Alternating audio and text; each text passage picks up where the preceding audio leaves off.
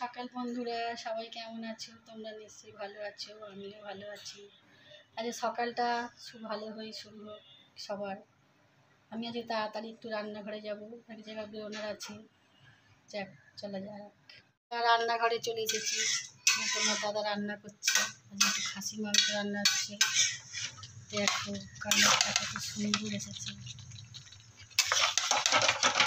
দাদার হাতে মাংসটা খুব ভালো হয়। আমার এখানে চিকেন হয়েছে, কারণ আমি খাসি মাংস খাই না, যেটা আমার জন্য চিকেন হয়েছে আলাদা করে। আমি রান্না করছি পটল ভাজা। একটু পটল হচ্ছে। আমরা কলকাতাতে থাকলেও কিন্তু আমাদের এখানে চাষ হয়।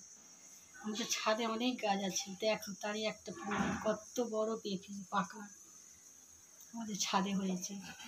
আরও অনেক কিছু গাছ আছে, আগে দেখিয়েছি তোমাদের। দেখো কত বড়। এই সেই পেঁপে গাছ, যে গাছ থেকে পেঁপে নিয়ে গেলাম। দেখো ছাদের মধ্যে কেমন চাষ হয়েছে। সব পেঁপেগুলোই পাড়া হয়ে গেছে।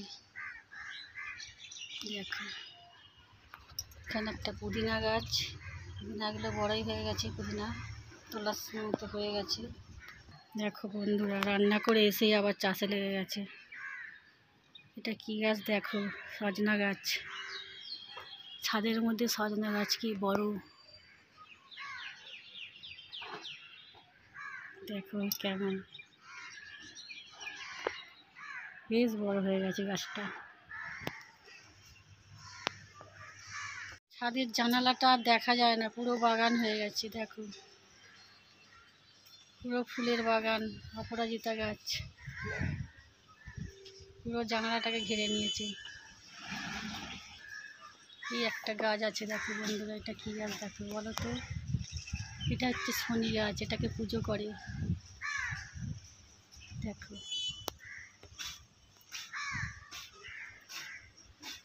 আর একটা জিনিস আমি তোমাদের দেখাচ্ছি। দেখো কত বড় আম আমার ছাদে হয়েছে, দেখো গাছে। দেখো বন্ধুরা, ছাদের মধ্যে গাছে আম হয়েছে। দেখো টবের মধ্যে